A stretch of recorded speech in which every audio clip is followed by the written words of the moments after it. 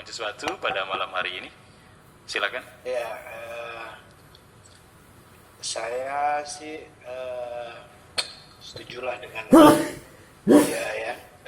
Saya sering lihat ininya cerita-cerita YouTube-nya.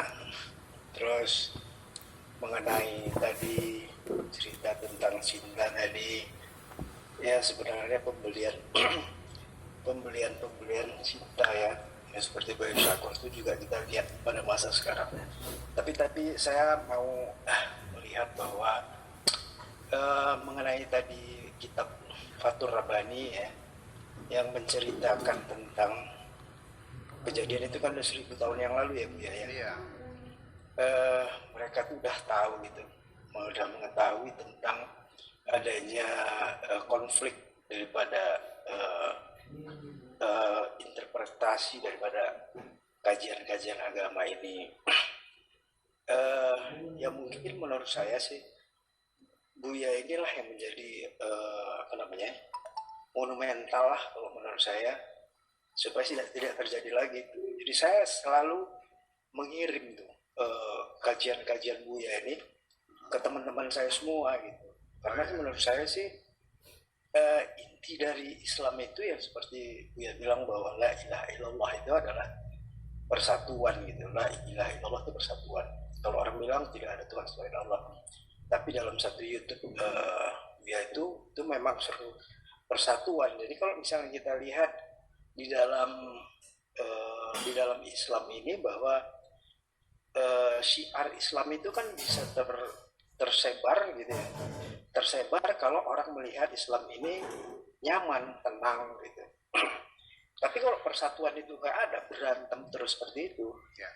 itu kan orang melihat ya seperti Nabi Muhammad. Nabi Muhammad adalah satu Quran yang berjalan gitu kan. Nah kalau misalnya ini terus, saya cuma dengar dari Buya Syakur bahwa pertengkaran orang lain, saya nggak tahu ya, mungkin ada, tapi saya nggak lihat juga. Ada beberapa dari ulama yang saya dengar bahwa nggak bolehlah menjelek-jelekan orang, akhirnya bertengkar. Yang utamanya bahwa kita kembali bahwa la ilaha illallah adalah persatuan. Di situ pula kita tidak bersatu gitu. Jadi kalau orang melihat bahwa non muslim itu melihat bahwa apa yang mau dicontoh dari Islam ini, kalau diantara ulamanya juga bertengkar gitu. Jadi poin utama dari Islam itu nggak dapat mereka gitu. Misalnya kita mau menceramah ya orang bilang bahwa ya ulamanya aja bertengkar terus, apa bedanya dengan Injil yang beberapa buku terjemahan Injil yang banyak itu. Nah jadi saya sependapat sekali juga. Jadi kita intinya adalah kembali ke Al-Quran tadi bahwa semua tuh harus bersatu gitu. Jadi tinggalkanlah pertengkaran yang kalau menurut saya setuju dengan Buya bilang orang boleh berpendapat. Saya juga baca, saya juga dengar Buya, saya juga dengar Ustaz Somad, yang lain lah, Hidayat atau segala macam. Itu saya masukkan ke dalam otak saya semua gitu. Karena menurut saya Allah itu kan memberi saya tuh otak, dan otak itu kan fungsi kognitif ya. Daya nalar saya itu kan Allah yang ngasih ya. Bukan saya mengikuti Buya, atau bukan saya mengikuti ulama-ulama lain, tapi kan saya mempunyai otak yang diberikan Allah, dan saya menginput itu ilmu-ilmu yang banyak. Saya baca juga Al-Quran, saya selalu meramu gitu. Saya ramu itu semua, dan saya terjemahkan dalam kehidupan saya gitu.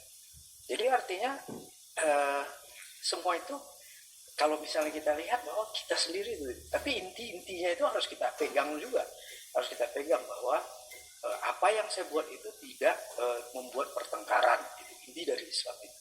Tapi saya tetap juga membaca Al-Quran sendiri, saya baca tafsir Tabari ya, tafsir Jalain dan lain, tafsir Ibnu Katsir, semua saya baca. Tapi saya juga punya pendapat sendiri gitu kan.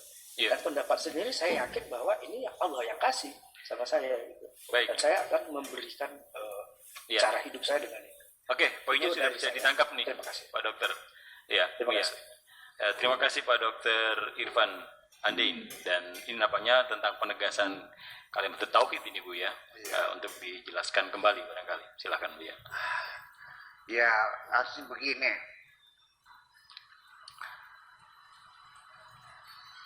Nabi Muhammad diangkat jadi Rasul. Ya. Disuruh apa oleh Allah? Disuruh apa diangkat jadi Rasul itu? Disuruh apa? Kan pesuruh Allah. Ya. Disuruh apa? Salah satunya Ya tentunya tidak akan jauh.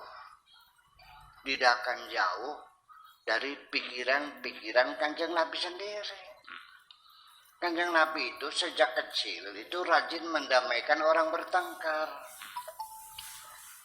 Anak-anak yang sebaya yang berantem dia yang mendamaikan.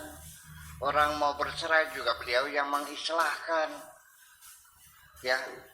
Nah, ketika umur 25 tahun itu telah disepakati oleh komunitas di Jazirah Arabia khususnya di Mekah bahwa Nabi Muhammad sebagai tokoh pemersatu ketika menghindarkan masyarakat Arab yang akan perang saudara gara-gara meletakkan Hajar Aswad, batu hitam di Ka'bah yang baru direnovasi itu, dan dia dengan sukses gemilang menghindari perang saudara gara-gara berebut masang mengembalikan Hajar Aswad di tempatnya itu. Jadi dia dari sejak kecil sebagai tokoh pemersatu. Maka ketika dia diutus oleh Allah sebagai Rasul, sebagai disuruh apa? Dia tidak jauh dari pikirannya dong. Makanya muncullah visi dan misinya namanya kalimatut tauhid. Jadi dia ditugaskan untuk menegakkan kalimatut tauhid. Apa kalimat tauhid itu? Simbolnya la ilaha illallah, sebagai simbolnya. Slogannya itu adalah la ilaha illallah. Lalu bagaimana artinya? Kalimatun itu adalah kata, kalimat. Itu memang bahasa Indonesia juga kalimat, itu mengadopsi bahasa Arab, kalimatun. Ya kan, lafzun, kalimatun, kalamun dan sebagainya.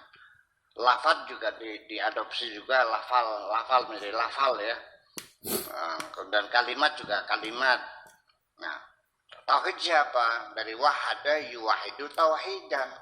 Artinya wahid itu satu. Ya, kalau wahada yuwahidu tauhidan dia persatuan. Jadi kalimat tauhid namanya kata persatuan. Nah, untuk mempersatukan orang itu harus berdasarkan persamaan persepsi dulu. Apa persepsi yang disamakannya? Yaitu adalah bahwa kita ini, semua ini tidak ada majikan, tidak ada budak, tidak ada bujang, tidak ada jongos. Kita semuanya jongos semua. Kita ini pekerja semua. Majikan kita hanya satu, yaitu Allah. La ilaha, tidak ada majikan illallah kecuali Allah.